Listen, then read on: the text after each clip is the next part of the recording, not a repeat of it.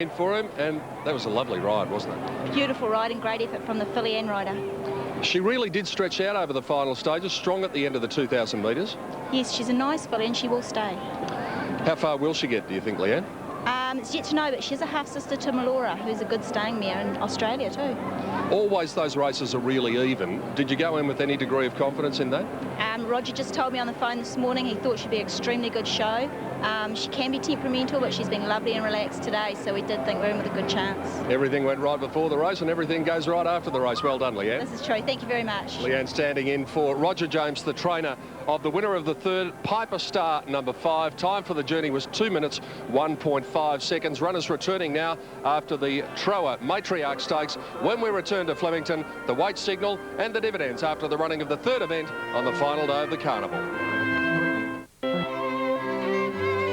Lovely ride by Reece McLeod aboard Piper Star. In fact, he rode that mare in similar fashion when she won at Caulfield a couple of runs ago, and she was really agitated that day. When she came out, she lashed out behind, she kicked the gate to the mounting yard, and yet she won really well. And today she was nice and calm, as Leanne told us before the race, and she has won accordingly. Piper Star defeating Umaline and Tickle My, time 2:1.5. 13 was 4th, and that was Silvana, and number 3, 5th in Calm Smitzer. So the weight signal about to be notified from Des Gleeson, winner scored by a long neck. And there is the weight signal. Weight ride from Liberty Financial after race 3, the Troa Matriarch Stakes. Dan Malicki, dividends from around Australia on the third. Yes, Pete, the winner Piper Star, $21 and $7. Umaline, the first sign of a good run from her from a long time, but it's amazing what a dry track, the difference it makes for those sorts of horses that don't handle it wet. 240, Tickle Mike, Quinella 224.50. Exacta 268.20, the trifecta 4,401.80. It's a huge result in New South Wales, and the running double paid $29.40.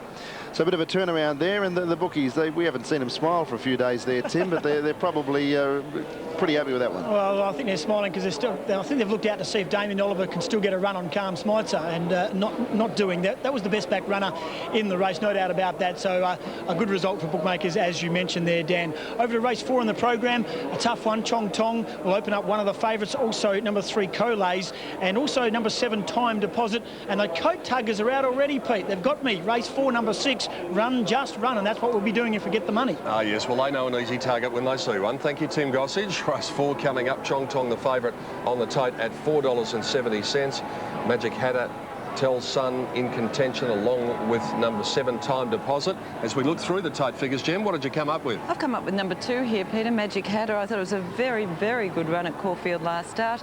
Was up there, it likes to get up there near the pace, and really fought on, just grabbed in the last stride by Gordo. A terrific effort. I think Magic Hatter can win from number 7 Time Deposit, who's done everything right, and number 11 Prosecution. I thought Time Deposit's win at Moonee Valley was outstanding, coming from a long way back. Very, very good. Push wide on the home turn, so it's Time Deposit for me. Round about the $4.70 mark at the moment on Super Tab. Magic Hatter from Jennifer and John, Tell Sun from Dan, Chong Tong from Gary and Simon Marshall in the Sutcliffe Stakes. That's race 4, and it's due to commence at 1:15. Very shortly, looking forward to this, we're going to catch up with the lady of the moment, the first lady trainer ever to train a winner of the Melbourne Cup, Sheila Laxon with Ethereal. And we're still thinking about that wonderful story a few days on, Jen. Oh, look, Peter, it'd be great to catch up with her for sure. And, you know, I wonder if she's come down or if she's actually realised that she's seriously won the Melbourne Cup by now, because it would take a lot of sinking in, wouldn't it? Well, we did say that to Scott Seamer, didn't we, the other day? Has it sunk in? And he said, well, because he's so busy this week, he thinks that it'll probably take a little while for it to sink in. I'd say the sore foot probably delayed the reaction somewhat as well, but great effort by Sheila. And, you know, this horse has just been fantastic right throughout the spring, and she's just full of class, isn't she? Yeah, I'll be interested to hear from Sheila just whether she's had any time to have a rest. I have spoken to her a couple of times on the phone, and I think the rest of Australia's spoken to her on the phone as well. That phone that Ethereal stood on before the Caulfield Cup, and it's held together by rubber bands. We'll be catching up with the lady herself in just a couple of minutes. Time now for the presentation, though, after the running of the Troa Matriarch Stakes, and here is the president of Troa, Mr. David Lawrence. Thank you, Rob. Mr. Chairman, members of the VRC committee, ladies and gentlemen, Troa is very happy to sponsor this race, which we've done for 7 years now. It's always been won by good mares, some in fact excellent, so we should all follow their form. The race has been upgraded to Group 3, and today's winner has been a very good performance. The owner and trainer are in New Zealand on other business, so their staying away has brought luck. And representing them both today is the stable foreman, Leanne Bertling. Now, she's elated. I don't know whether she's a nervous speaker, but she deserves congratulations for looking after the horse so well. And no doubt she'll have some praise for Reece McLeod, who rode it beautifully to win. Ladies and gentlemen, in offering congratulations to the connections, I'll introduce you to Leanne Bertling, the stable foreman. So a New Zealand victory there. The trainer Roger James with Piper's Turn and a great Piper Star and a great ride by Reece McLeod. Next event, race 4, the Sutcliffe Stakes, coming up at 1:15, and shortly we'll be talking to Sheila Laxon, the trainer of the Melbourne Cup winner Ethereal.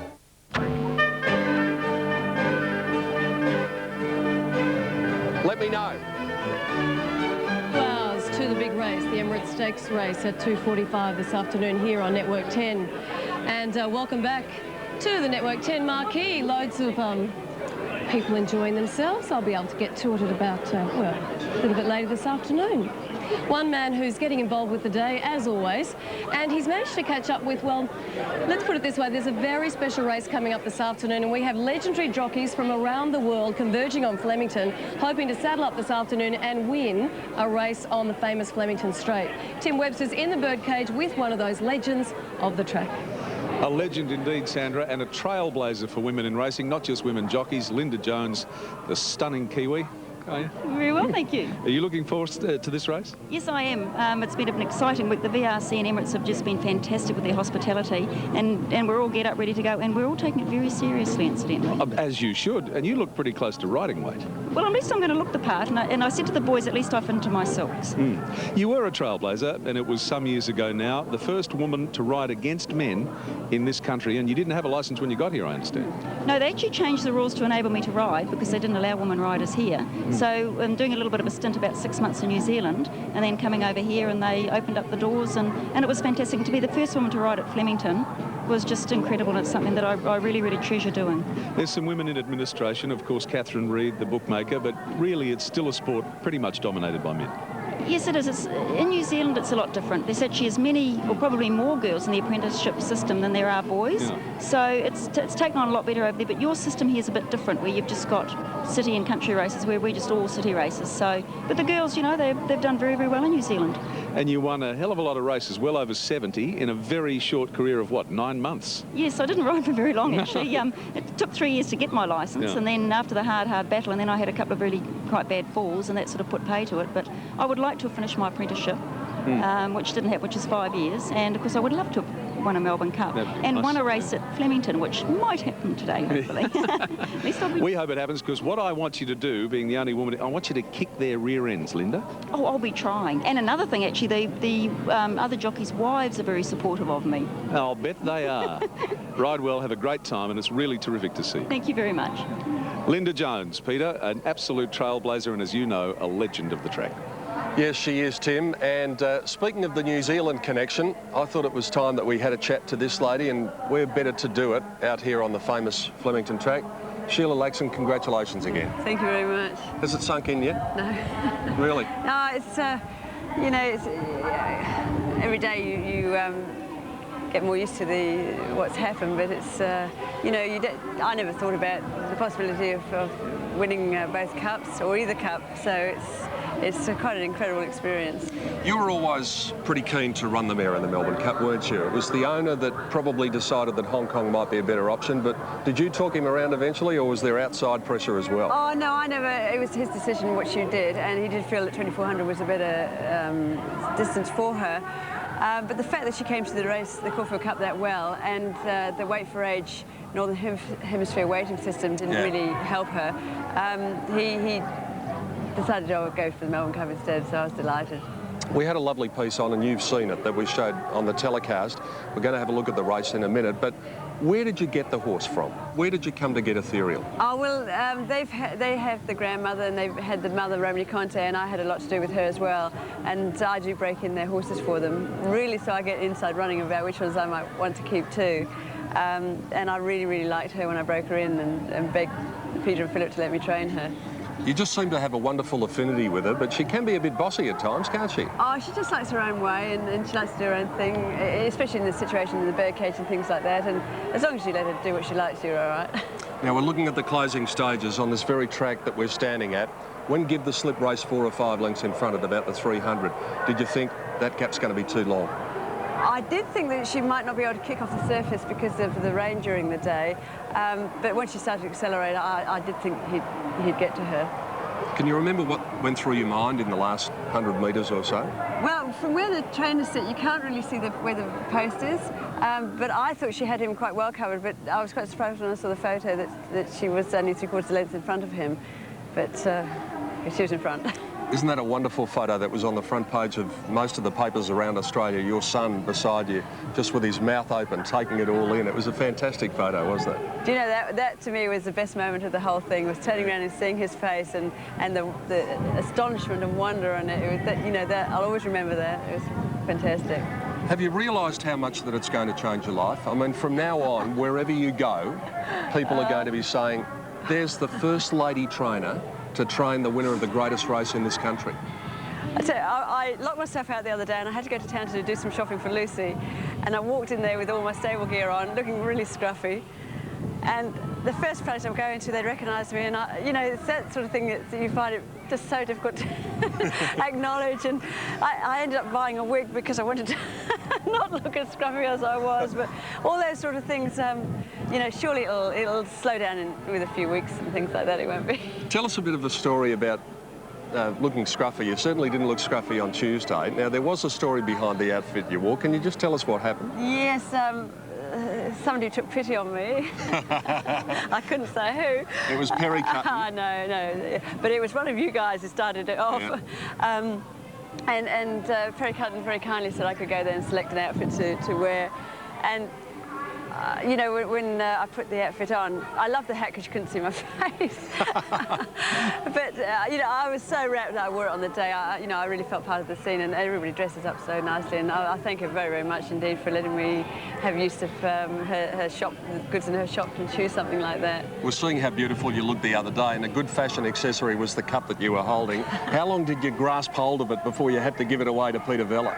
Oh, quite a while. Yeah. It was, no, it's a lovely cup, isn't it? It's just and all the things that go with it. I mean, it's just, it takes some getting to grips with, I must say.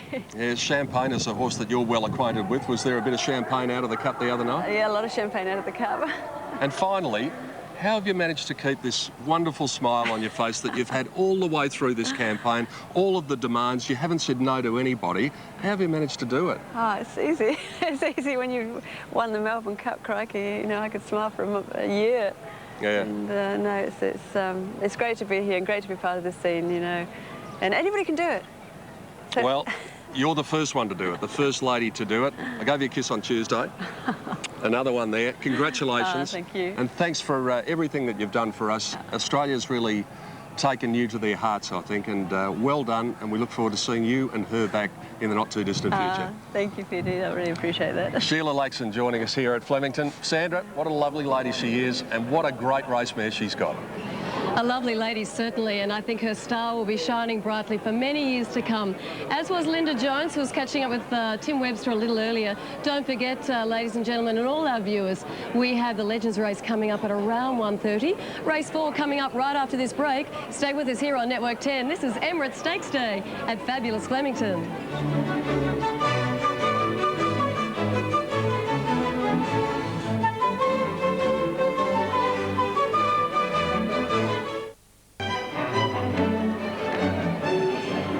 Frank having an absolute ball in the L'Oreal powder room, a L'Oreal dancing room, one would suggest. Families are gathering, and little kids are having a ball. I'm sure they will be enjoying the races today. You know, they're getting a bird's eye view. The crowds are absolutely terrific, and a little bit overcast, but it's certainly not dampening the spirits here on this Emirates Day. It's a fun day and a family day. So as you can see, everyone is out and about. Now it's time to continue our look at one of the great names of the turf, the incomparable Gay Waterhouse. Her career, her challenges, her rise to the top as the queen of the sport of kings.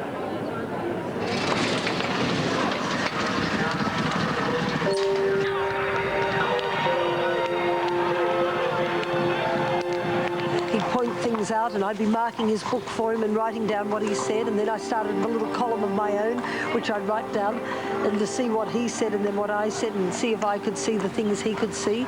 So, you know, I suppose I was training myself, not even realizing I was training myself.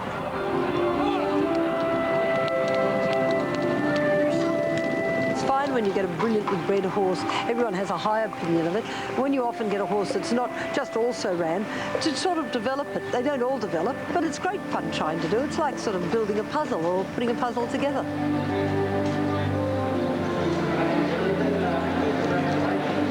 I had afternoon tea with the Queen Mum in England at Royal Ascot, and then we were talking with her racing manager, Sir Michael Oswald, and I offered the Queen Mother if she would care to race the horse with us, and she said yes, she'd love to.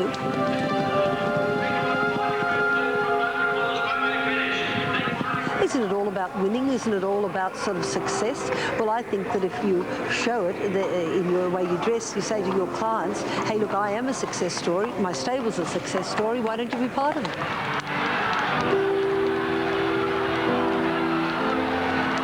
I suppose the thing I most enjoy is going to the track in the morning and being around my stables and going to the sales. They're the three things I like the best. And the races are, you have to be here because it's what it's all about. It's the show on the road.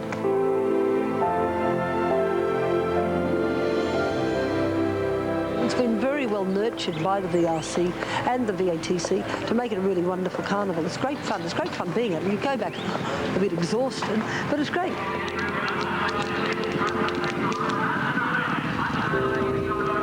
You know, it's all about a matter of making sure that you do succeed at those big carnivals, and of course Melbourne is the big carnival.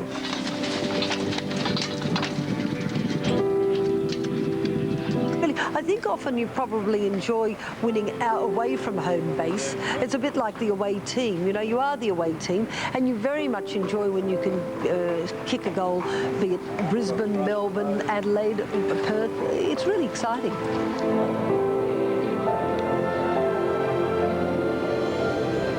The other stable might have better horses, simple as that. So you've just got to wear it and say, look, it's not going to be like this forever, and just keep trying and it will change. And make the best of what you got. Absolutely. The incomparable, irrepressible Gay Waterhouse, and well, isn't she just a legend of Australian racing? And I think Sheila Laxon better keep an eye out, because Gay Waterhouse has one eye on that mantle, and that is, of course, the holy grail of Australian racing, the Melbourne Cup. So you better watch out. Sheila Gay Waterhouse is on your path, breathing hot and heavy. Now, it's time, and I'm very, very thrilled to be able to tell you it's time to announce the grand prize winner of our home Fashion Viewer competition, which we have been running all this week. And as you know, each day this week, one lucky viewer has won our daily prize pack. Oh, there's the winner already. Her name is Belinda Mabasso of Ryde in New South Wales. Congratulations, Belinda Mabasso of Ryde in New South Wales. As we were saying, each and every day of this Melbourne Cup Carnival, one of our winners has received a one-year supply of L'Oreal products, a seller starter pack from Xanadu Wines, and $1,000 cash courtesy of Liberty Finance. We've had 58,500 people ringing in to participate in our home viewer fashion competition. Now, we know this is a week of racing, but ladies and gentlemen out there, we know you love your fashion as well. So thanks for participating in our competition and enjoying in all the fun. But I know one woman who's particularly happy today, and that's Belinda Mabasso of Ryde in New South Wales, because she has won the overall grand prize, just a mere $10,000 spending spree at Harvey Norman. We'd like to take this moment too to congratulate Belinda, and also thank all our sponsors for the fashion competition, and of course the designers who put in so much work this week. So congratulations, Belinda, and the designers. Thanks to you for all your help, because we've had an absolute ball watching the fashion, and really Melbourne Cup Week is always a chronicle of Australian fashion at this time of year. Well, it's time now to cross over to Peter and Jenny in the Mounting Yard for a preview of race 4, the Sutcliffe Stakes. Thank you, Sandra. I'm tipping Sandra will be backing Chong Tong with that outfit that she's got on today. She looks terrific, doesn't she? She does look beautiful as always, and Chong Tong looked pretty good. Not as good as Sandra, but did look very nice in the mounting yard and won very well here on Saturday. You haven't turned, Pete. No chance of that happening, Sandra. All right, let's have a look at Chong Tong. Drawn barrier 13, a quite awkward draw there, 57 kilos and up to the 1400 metres, Pete, if you're looking for negatives with Chong Tong. However, having said that, a very good win on Saturday, and if he lives up to that and hasn't taken any harm, he's going to be hard to beat. Couldn't fault the appearance of the two. Magic Hatter, Shane Treweek, the rider for Gavin Andrews. Yeah, sat fourth and on the outside and just grabbed on the line by Gordo. It was a terrific effort that day, and as you said, Pete, looks fantastic in the mounting yard. I think Magic Hatter's going to be extremely hard to beat here. What about Ollie's mount number 4, Tell Sun, for Rex Slip at Toowoomba? A long way back at Doomben and just flew towards the end of the line, ran second there. The form out of that race has been pretty good, and a definite chance in the race with Damien on board. Melbourne Cup winning jockey Scott Seamers aboard Run Just Run number 6 for Ronnie Morn. Was the box seat in his races, fought on very well last start at Flemington on Saturday, and a very honest type of performer, well drawn in barrier 2, so a chance. Might be appropriate we just had the Gay Waterhouse piece, Jen, because she's got one of the favourites here in this gelding, Time Deposit. Glenn Boss, the rider, oh so impressive at Moonee Valley. 4 wide most of the way and really scored well. Looks very, very promising, Time Deposit. A very genuine type of galloper. Steps up to the 1400, but I don't think that'll worry and be hard to beat here. As you can see in the red and black stripes here, Time Deposit. Then we go over to number 11, Prosecution, Brett Preble for George Hanlon. There's still a maiden Prosecution, but might be able to break through here. Has been racing very well. Last start at Moonee Valley, it was a good effort, and the start before behind New Key, the form's been excellent out of that from Caulfield. So a lightweight chance in the race. The Gouch rides number 13, Multi Bonza for Matthew Elton here at Flemington. Now, interesting, Matthew has actually trained 2 winners, Black Bean being one of them, Desert Eagle being one of them, and Desert Eagle won the same maiden that this horse won when Desert Eagle won. So I've got to say it's probably there with some chance with 51 kilos. Big lump of a thing, isn't it? Actually, nice horse, yeah. And the filly number 15, Skilled, Craig Williams for Clary Connors. Terrific win at Bendigo, got back and ran on hard, dropped 7 kilos from that run, so with 51 kilos, I expect that she's going to get back in this race and she'll be storming home towards the end, not the roughest. I'll tell you what, if you can get the trifecta here, you'll get some good value, Jen. You ever. I like number 2, Magic Hatter, to win from number 7, Time Deposit, and number 11, Prosecution. Time Deposit, the selection for me, number 7. Let's have a look at what tote punters have made of it with Dan Malicki. Chong Tong, Saturday's winner at $5.90, so it's well in commission in all of the states. $8.60 Magic Hatter, Tell Sun at $5.30, $3.90 Time Deposit, so it's coming in all the time. $9.50 Prosecution, add to better odds the other $16 for Skill, and there's nothing over the page. Okay, betting ring, all important. Time Deposit was very impressive last start. I was wondering whether anyone snapped up the odds that looked a bit juicy earlier on, Tim. Well, they certainly did, Dan. It has shortened a full point down in the bookmakers ring, and you are getting a good price on the tote as it stands at the moment. That's the one they've come for, Time Deposit. There has been some late specking for the top one, Chong Tong, but Time Deposit and Gay Waterhouse the best backed in race 4. 1400 metres is the running of the 4th race, the Sutcliffe Stakes, and this is where inside barriers are a distinct advantage. There are the selections: Time Deposit from me, Magic Hatter from Jen and John, Tell Sun, suggested by Dan Malicki, and Chong Tong from Gary Willits and Simon Marshall. As they move into the stalls for the 4th, the thoughts of former champion jockey Roy Higgins, courtesy of Sport 927. Thanks, Pete. I think you're a good judge. I'm joining you. I mark Time Deposit number 7, clearly on top. I like this horse of Moonee Valley. She's trained on. Gay's done a treat with this horse. She looked excellent in the yard. 2 Mad Hatter and 1 Chong Tong. 2 nice horses, racing well and look well.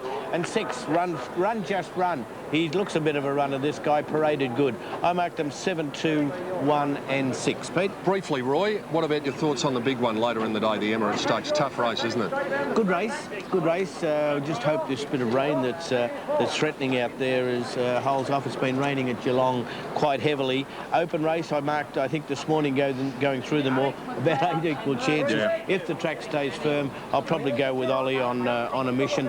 Horse that I've followed, horse I've got a lot of time for, but he is a dead set dry tracker, so fingers crossed, but it's a good race, real good race. We'll be interested to see how you mark them in the birdcage later on, Roy. Thanks, mate. Roy Higgins, courtesy of Sport 927. Gates are being filled here just before Dan Malicki's call of the 4th. Gary Willits with his last-minute thoughts on the Sutcliffe Stakes. Yes, thanks, Peter. Look, I like the 1 Chong Tong. I thought he's been racing very well.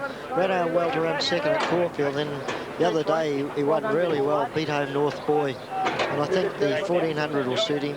He's drawn 13, but I don't think that'll worry him so much. The Magic Hatter look well, Telston, and also Time Deposit. But tough race, Dan. 1,000 metres to 1400, Gary. Any problem usually? Well, I wouldn't think so, because I thought the day he ran in that 1200 metre race at Caulfield, he got home very well that day. He was back and ran home well, so you know, it surprised me the way he won the 1,000. Now they're all locked away.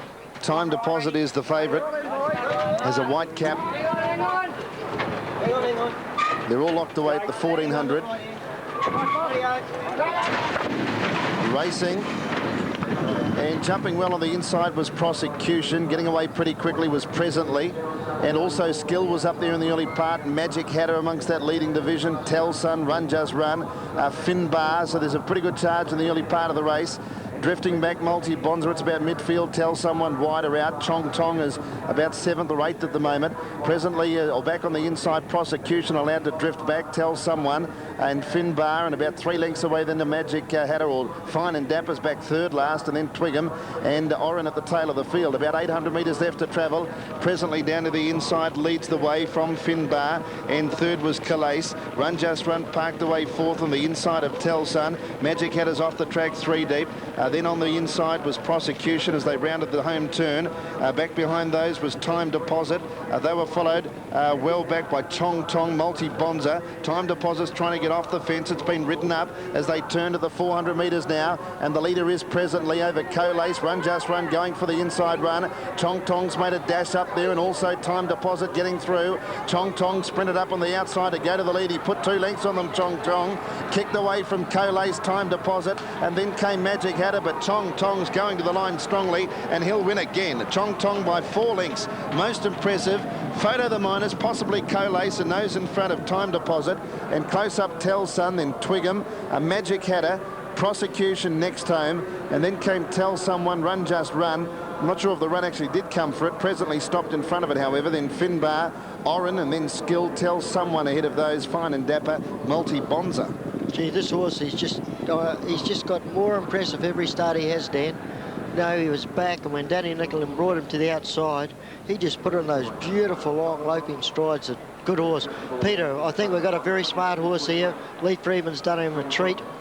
Yeah, to back up, Gary, it's a pretty good effort because, as we said, a lot of horses didn't back up. There's Chong Tong there. In second place will be Colace, which is in the green sleeves there. And Time Deposit is the horse in the white cap about to get through near the inside. Gave a decent hip and shoulder coming around the turn two to the one on the outside to make a path. But, gee, look at those big strides here from Chong Tong when Danny Nicholson asked him to go. And, like, he's won by 2 or 3 lengths. Just put a space in him here. He lengthens really well. Dead heat for second. It'll be between 3 and 7. Okay, so it was very tight, as you suggested, Dan. So Colace and Time Deposit, but look at the gap he just put in them in the space of probably about 30 or 40 metres. The race was over, Gary. Yeah, definitely. Like he came around the corner and he just brought him out, and that gave him plenty of room, because you can see he's a very big strider. He's gone to the line, you know, no excuses for anything really. And boy, it's tight here. There's that photo for second. And that's why the judge couldn't separate them. Cannot split it. And that horse on the outside, look, he has got the stride in. He could not be longer than he is in that photo. Time Deposit, no, can he? That's right. Does distort them a bit. All right, let's have a look at the head-on, and we're going to have a look at particularly this horse here, Chong Tong. Just watch the way he puts the race beyond doubt in a few strides. Colace equals second there, and Time Deposit is the horse in the white cap, actually just behind Colace there. And Peter, just inside of him is the horse Damien